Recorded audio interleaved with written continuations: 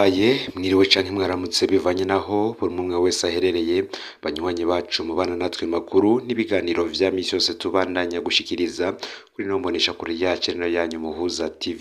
Uyu numwe tugiye kubageza ko amakuru ariko aravugwa agezwe ko muri kano kanya ngaha mu gihugu c'u Burundi, akaba ari amakuru tuza kugaruka kuri vyinshi bitandukanye. N'amakuru tuza kugaruka ku rupfu rw'umukenyezi yapfiriye mu gihugu c'u Bubiligi yishwe na mugenzi we w'Umurundi. Ni nako kandi turaza kugaruka ku vyatangajwe n'uburongoye igipolisi mu gisagara ca Bujumbura. Ni amakuru rero aza kuza kuba ashimikiye ku ngingo nkuru zikurikira. Uyu ni Rose Ndayishimiye, umurundikazi w'imyaka 48, akaba yarishwe ku munsi wa kabiri wa rino yinga mu gisagara ca Charleroi mu Bubiligi mu buryo bukigoye gutegera. Amakuru adushikira avuye mu gipolisi c'Ububiligi akaba avuga ko Roza yiciwe ku muhana w'umugenzi we w'Umurundi mu gihe yari ahaciye gufasha uwo mukenyezi muri urwo rugo udukorwa two muhira kuko uwo mukenyezi we yaheruka kwibaruka. Uyu Rose rero akaba yaratowe ari ikiziga kuwa kabiri igenekerezo ya 12 n'igipolisi munsi y'uburiyi bw'umwana mu rugo kwa Ndayishimiye Bienvenue na Florence Kanyamuneza ruri mu gisagara cya Charleroi ni mu ntara ya Haino kuri metero 59 uvuye ku mugwa mukuru w'Ububiligi i Bruxelles. Aya makuru turaza kuyagaruka ko ku buryo burambuye ndetse n'ingene iyi nkuru yateye benshi umubabaro bumvise ico uyu umukenyezi yoba yarazize. Nako kandi mu gipolisi bemera ko bari bafashe babanywanyi ba Moise Katumbi. Ni mu gihe ejo mu gatondo twabahaye inkuru y'abanyeshuri b'abakongomani biga muri kaminuza mu Burundi bahagaritswe hirya y'ejo mu kirabo kiri kwibarabara rya 14 muri quartier Cibitoke, aho bari baje kumviriza uwitwa Simba Dodu Fisto umugiraneza wo mu gisagara ca Uvira ariko aritoza mu bushinga amateka bwo muri ico gihugu cya Republika Iharanira Rusange ya Kongo, akaba ari nabaserukira Moise Katumbi muri ico gisagara. Iyi nkuru ni inkuru twabandanije gutohoza ko umwe mu ndongozi z'igipolisi mu gisagara ca Bujumbura twashoboye kwivuganira mu mwanya wa mbere hakanye ko atabanyeshuri b'abakongomani bigeze bafatwa n'igipolisi, ariko tumaze kumuha intahe y'Umurundi yavyiboneye yahinduye agira ati yari inama y'abantu barenga 350 barimwo urwaruka n'abakuze, bose bari abakongomani bahuye batasavye uruhusha baganira ikibazo ca politike. Twarabafashe mu ntumbero yo kumenya imyirondoro yabo n'ivyo barimwo, inyuma bararekuwe. Ngaya rero amakuru tugiye kugaruka ko muri ano makuru, fyonda subscribe canke sabone niba utari wafyonda kugira ngo utoje cikanwa nayo dushikiriza. Usangize ano makuru bagenzi bawe aho baherereye hose kugira ngo batoje bacikanwa nabo n'ibiriko biravugwa bigezwe ku ngaha mu gihugu c'u Burundi, hanze y'imbizi y'igihugu c'u Burundi ndetse no mu makungu ya kure. No Muhuza TV nkwaye kaze muri ano makuru. Nkuko rero natanguye mbibabwira, reka dutangurire ku rupfu rwa Rose Ndayishimiye, umurundikazi w'imyaka 48 yishwe ku munsi wa kabiri w'inondwi mu gisagara ca Charleroi mu Bubiligi mu buryo bukigoye guterera. Gusa nkuko twatanguye tubabwira, amakuru ava mu gipolisi c'Ububiligi akavuga ko Roza yiciwe ku muhana w'umugenzi we w'Umurundi mu gihe yarahaciye gufasha umukenyezi wo muri urwo rugo udukorwa two muhira kuko yaheruka kwibaruka. Nkuko nababwiye, Rose akaba yaratowe ikiziga kuwa kabiri munsi y'uburiri bw'umwana mu rugo kwa Ndayishimiye Bienvenue na Florence Kanyamuneza ruri muri ico gisagara. Nkuko abegereye umuryango wabuze bavuganye na kimwe mu menyesha makuru bavyemeje, umupfasoni Rose Ndayishimiye ngo yari asanzwe abanye neza n'abandi naho atamyaka myinshi yari amaze mu Bubiligi, kuko yaheruka gushika n'umuryango aje gusanga umugabo wiwe afise uburenganzira bwo kuba mu Bubiligi nk'impunzi. Bemeza ko Rose Ndayishimiye akunda kugendera imiryango y'abarundi batuye muri ako gace, ari navyo vyatumye uyu munsi igenekerezo ya 12 aja kuramutsa umugenzi wiwe, ariko biba ngombwa ko abanza guca gufasha undi udukorwa two mu nzu aho yatowe ikiziga, na burya ngabo yaraje gufasha bari bafise uruyoya.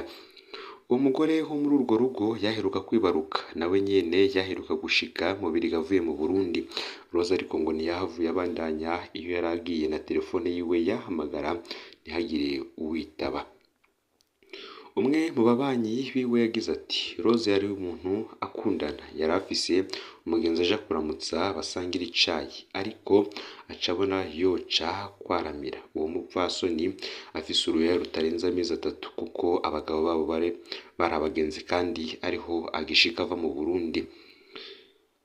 Ariko uwo bavuganye ko basangira yaramurindira arabura, na telefoni yiwe ntiyitaba, kandi kare bariko barandikirana. Amakenga naho yatanguriye nukuri ubu bunyamaswa ntitubuzi, nibishasha ku Barundi baba mu Bubirigi. Hageze amasaha y'umugoroba umugabo wiwe yaramuhize aramubura, abajije nyene urwo rugo ko atamugore yamuboneye arabihakana, niko kwitura igipolisi, ico naco gica kija mu vyambo. Hafi ya saa 10 zo mu buca niho abapolisi baje muri urwo rugo gusaka, baca batora ikiziga ca Rose Ndayishimiye munsi y'uburiri bw'umwana, bivugwa ko yoba yakubiswe ikintu mu mutwe imbere yuko anigwa. Igipolisi rero caciye gihagarika umugore wo muri urwo rugo, Florence Kanyamuneza, ku mvo z'amatohoza nayo umugabo we akaba acidegembya.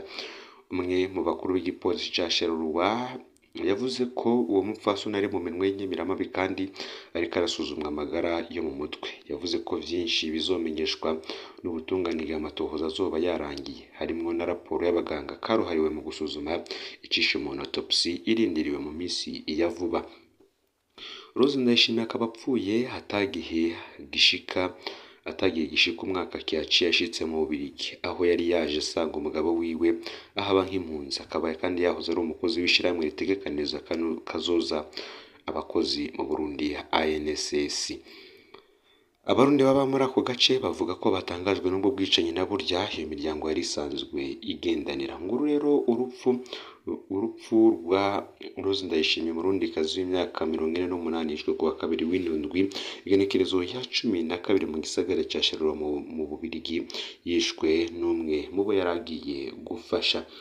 Reka kandi ano makuru nkuko nababwiye tuyabandaniza ko yari karavugwa mu gisata c'umutekano, aho n'abapolisi noneho bariko baremera ko bari bafasha abanywanyi ba Moise Katumbi.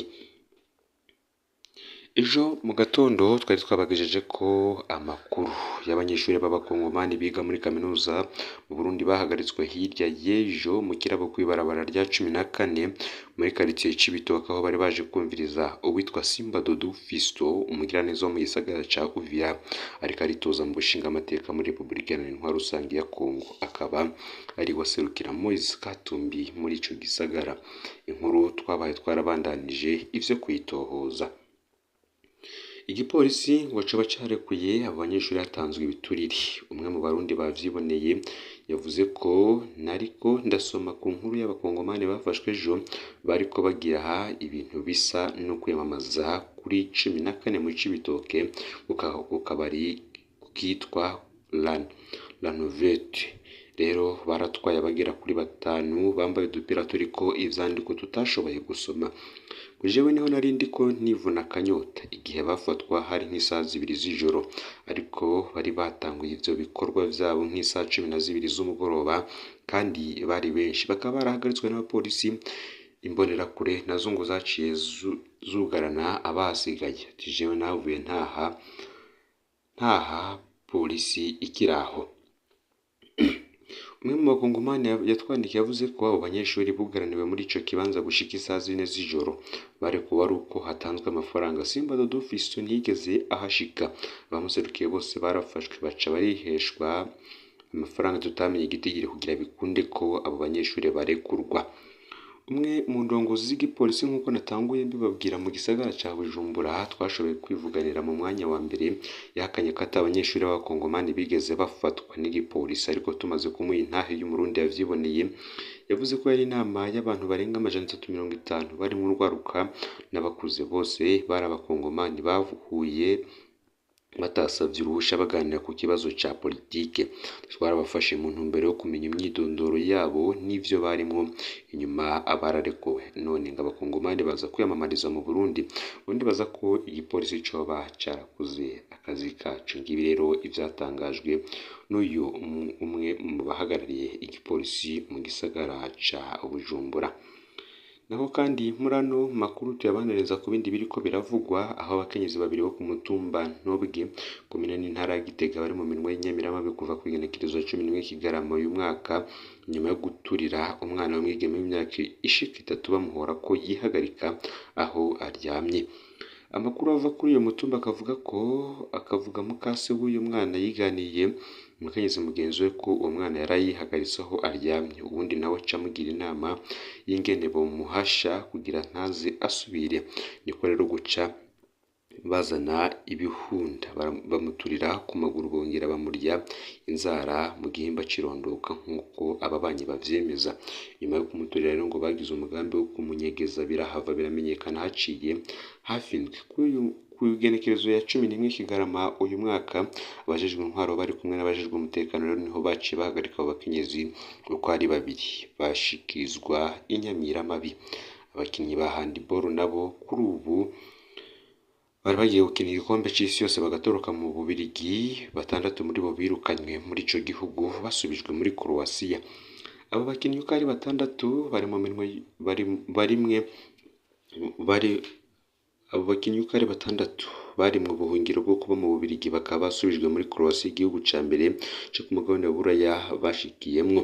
Abandi babiri bari kumwe nabo ntibigeze bitabira iyo sango ryo kurizwa indege ngo basubire muri Croatia ku igenekerezo 12 Kigarama. Abo babiri batafashwe indege yasohotse abo babiri batafashwe indege hasohotse umutahe wo kubirukana muri ico gihugu c'Ububirigi. Nicole Demur umunyamabanga mukuru wa leta y'Ububirigi yajejwe ivy'ubuhungiro n'abinjira n'abasohoka we ashikiriza ko Croatia ariyo ikwiye kwiga ivy'ubuhungiro vy'abo bakinyi kuko amategeko yo ku mugabane wa Buraya abivuga. Uyu kandi akaba yarabandanije avuga ko nta kantu na kumwe igihugu cacu cobandanya ciga ikibazo c'abantu bose bahasaba ubuhungiro kandi hari ibindi bihugu bikwiye kubikurikirana. Tubibutse ko abakinyi batorotse bava muri Croatia muri myandagaro uyu mwaka ariko harabera igikombe c'isi yose mu rukino rwa handball batarenze imyaka 19 baja muri Belgique basaba ubuhungiro. Aya niyo makuru yaragezwe ko muri kano kanya. Ufyonde subscribe canke s'abone niba utari wafyonda ko kugira ngo tujikanwa nayo dushikiriza. Sangiza ano makuru bagenza kandi aho baherereye hose kugira ngo n'ubundi nabo batoja bacikanwa n'abiriko biravugwa bigezwe ko ngaha mu gihugu c'u Burundi, hanze y'imbezi igihugu c'u Burundi ndetse no makungu ya kure. Ni Umuhoza TV muhezagirwe.